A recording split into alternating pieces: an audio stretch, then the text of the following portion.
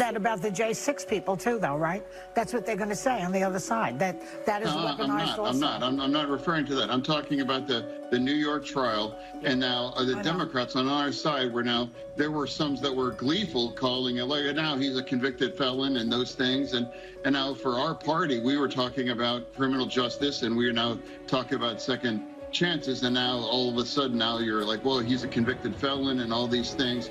And now clearly, again, both of those trials, the Hunter Biden one and the trial in New York for Trump, that was politically motivated, and those kinds of charges would have never been brought unless one side could realize that they could weaponize that. John Fetterman, the outspoken Democratic senator from Pennsylvania, is making waves once again. But this time, it's not about the usual political debates or legislation. Fetterman, known for his unapologetic stances on justice and equality, now finds himself in the midst of a legal battle that's attracting attention from both political circles and daytime television.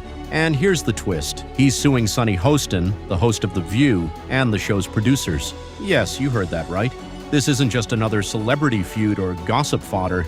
This is a high-stakes legal showdown that has set the internet on fire and brought up important questions about media ethics, responsibility, and defamation. So, what sparked this drama? Why is this case pulling together politics, media, and public opinion all at once? Let's break it down because there's more to this story than meets the eye.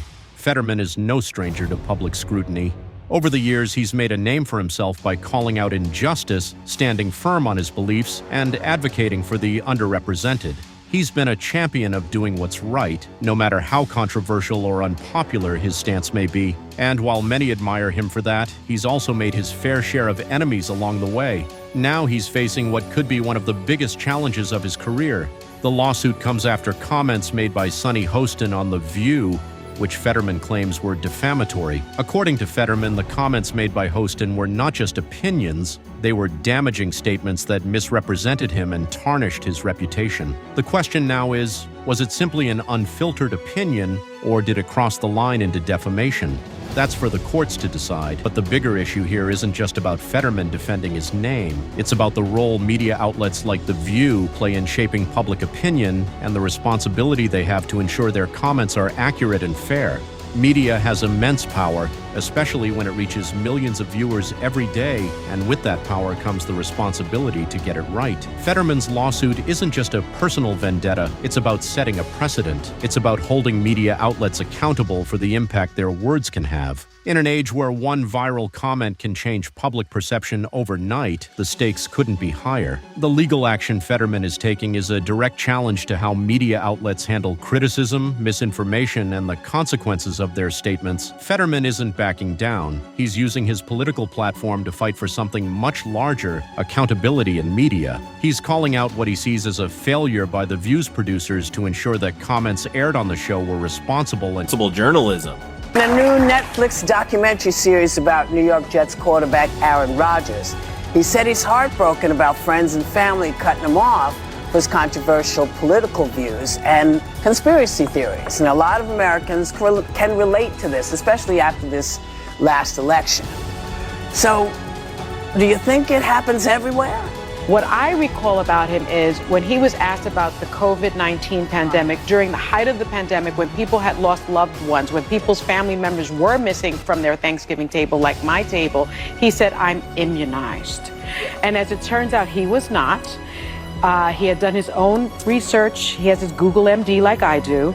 And I think he said he was allergic to something in the vaccine, but he had COVID and he was in a huddle with his teammates. And I think people felt like, wow, you don't care. You're not your brother's keeper. This could really, this could really turn me against a morality. For him, this is about more than just clearing his name. It's about sending a message to all media outlets. Your words matter, and there are consequences for misrepresentation. And let's not forget Sunny Hostin. She's known for her bold, no-holds-barred opinions on The View, and that's part of what makes her a prominent voice on the show. But this time, her comments may have crossed the line. Was it simply an opinion, Or did it veer into territory that could damage someone's reputation? The courts will have to decide that, but it brings up an important question. Should public figures with massive audiences be allowed to speak without considering the consequences of their words? Fetterman's lawsuit shines a light on a bigger issue: the power of media in today's world. In an era of 24/7 news cycles and viral sound bites, where's the line between free speech and defamation? It's a question we all need to consider as we consume information. Public figures are not immune to the consequences of their words, and media outlets have an ethical obligation to ensure they are reporting fairly and accurately. This legal battle is about much more than just one man versus a talk show. It's about holding the media accountable for the impact they have on public opinion. As information spreads faster than ever, the need for responsible journalism has never been more crucial. Fetterman's case is raising the stakes and forcing a conversation about the real consequences of false or harmful statements, especially when they are broadcast to millions. So, as this case continues to unfold, it's a reminder to all of us about the responsibility that comes with a platform. Whether you're a senator or a talk show host, your words have weight, and when those words are broadcast to millions of people, they can have a lasting impact. Fetterman's fight for fairness in the media is one that could set a precedent for future legal battles between public figures, media outlets, and the boundaries of free speech. This isn't just about clearing his name, it's about standing up for accountability in a world where one sentence can shape public opinion in an instant. And as this legal showdown continues to unfold, we'll be watching closely to see how it impacts the way media outlets report on public figures moving forward. Got thoughts on this case? Drop them in the comments below. We'd love to hear your take on Fetterman's lawsuit and the responsibility of media outlets. Let's keep the conversation going and see where this legal battle takes us.